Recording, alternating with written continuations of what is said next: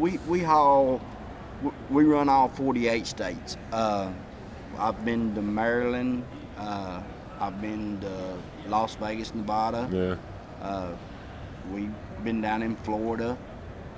We run just about anywhere. No, mainly office buildings and mobile homes. We haul office buildings and stuff. We haul them mostly up into Colorado. Okay. But yeah, that's mainly all I ever haul. Okay.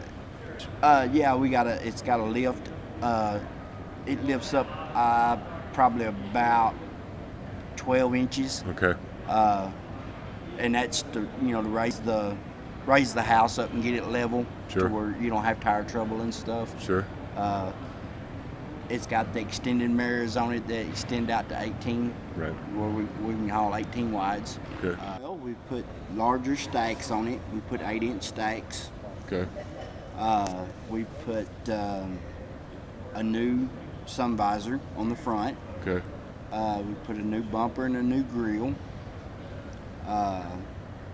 New turn signals.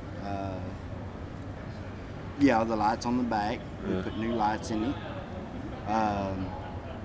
We put a newer satellite, television satellite. Okay. And a new chicken wing.